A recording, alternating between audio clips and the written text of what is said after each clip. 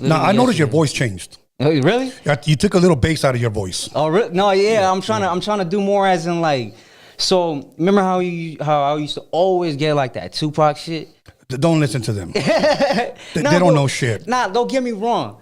I heard it. Like I'll be like, okay, I see what they're saying. Right. So I kind of went with a different route, more as in like, okay, yeah, let me try to do like some shit like let me try to do me. You know what I mean? Okay. So without like no, I guess you could say no template, right? Right. So it's just more as in just what I feel in my heart, bro. So if people fuck with it, then fuck with it. You know what I mean? Right. But shit, it's all right if they don't. You know what I mean? Like I just do this shit for therapy at this point. You know? Well, see, I didn't see you sounding like Tupac. There was a couple of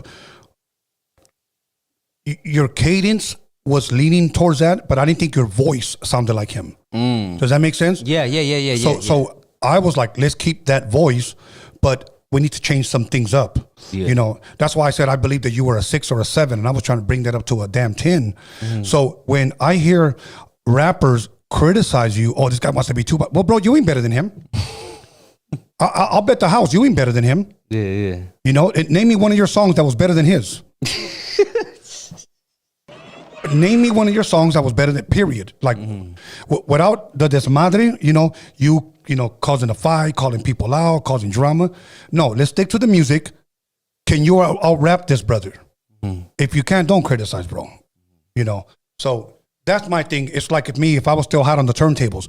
Oh, that's weak. Okay, can you beat me? Yeah. Bring your ass over here, bro. Yeah, hell yeah. That's all I'm saying. Like, don't do that. You gotta own your shit, because if you know you're dope, you don't have to go around bragging. You know, you gotta let your vocals or your hands, you know, do the talking for you. Right. But believe me, when I was at my peak and people would talk shit, come on over here, bro. No. You know. Hey, Tony, I feel like they're going to pull up with a tablet. They're going to show Tablet? Yeah, a fucking tablet. With the presets and shit. Or on their cell phone. Yo, there's some hell no DJ app. You know what I'm talking about? Yes. Bro, I fucking got that shit for $10, bro. That shit was a horrible decision, dog. Next, you're gonna have somebody pull up a Guitar Hero. Guitar Hero? Oh, you heard of DJ Hero? Yes, DJ Man, Hero. I ain't gonna lie, that shit was pretty cool. I'm not gonna lie. I was gonna buy that for my son when he was younger, but he didn't want it. Nah? Oh, No. bro, I fucking begged my dad to get me that shit, bro. No shit? Yeah, on everything I love, I still got my shit. I still got it. Really? Yeah, bro, I told you I wanted to be a DJ. Okay. You know what I mean? I told you, bro. Hell yeah. Okay. That shit was fun. Okay, now let's talk about your, I guess, the artist that you're working with right now. Okay, yeah. Let's start with that. What inspired you to want to start working with artists, or at least helping them find their sound, or at least helping them find their way, or whatnot? I just didn't want them to get taken advantage of. You know what I mean? Especially if they're coming from my hometown. I didn't want them to be like, oh, well, there's people that come from this area and they're listening, they're hearing, they're seeing me do my shit, and they don't want to help me, and they know that shit's fucked up or whatever, you know, where their case might be. I wanted to make it clear to them. I told them straight out. Yeah.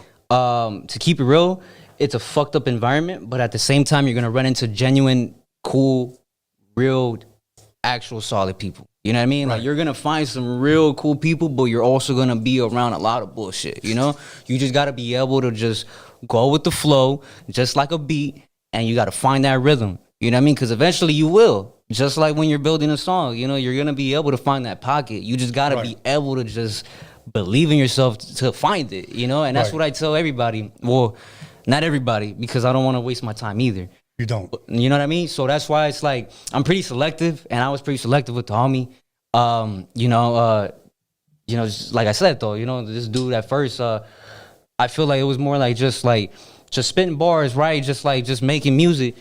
But up until when I got that contact with them, you know, I started like, you know, I wouldn't say coaching, I wouldn't say, you know, like doing the most. I'll just be like, I was just there supporting, you know, just being motivating.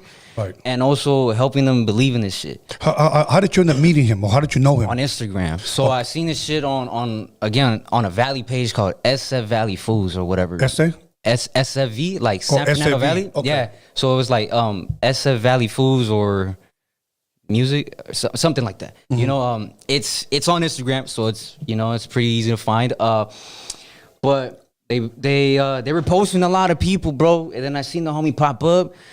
And then to keep it real, I started tripping out, bro, because he was rapping on a Too Short beat. Really? On a Too Short beat, yeah. So that's what caught my attention. That's why I was like, nah, this is a coincidence, right? Right. So I hit him up. Did he know who you were?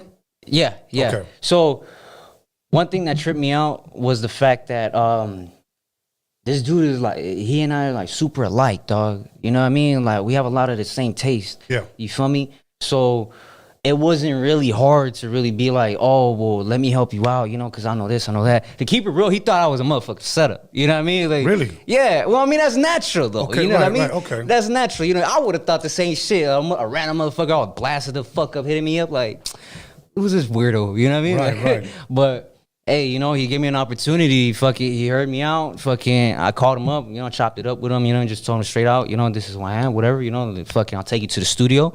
I'll fucking pay for this shit. I don't fucking care. Like, fucking, just bring whatever you got. You know what I mean? And we'll see what we can do with it. So we went to the studio.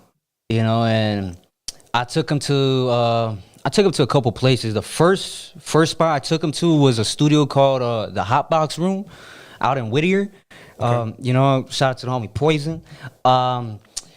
I started taking him there because I was going over there and another spot in East LA too, or Commerce, I believe, whichever it is, with the homie Heartless.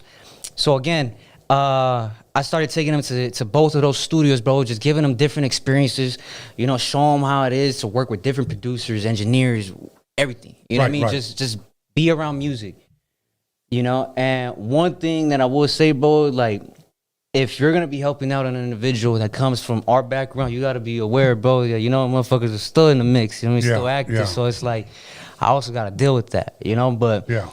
I'm trying to be there, you know what I mean? Trying to be like an older brother, right. You know what I mean? Like, try to like remind them, bro, you know, like, you know, it's stupid, but yeah. I mean, that's just what I'll say because I have a huge opinion about it, but this isn't a time or place, right? So right. The only thing I'm gonna say is, I'm just there to motivate the homie and just support him, bro, and make sure that, you know, he stays focused, you know, kind of like the same motto I keep bringing up to him.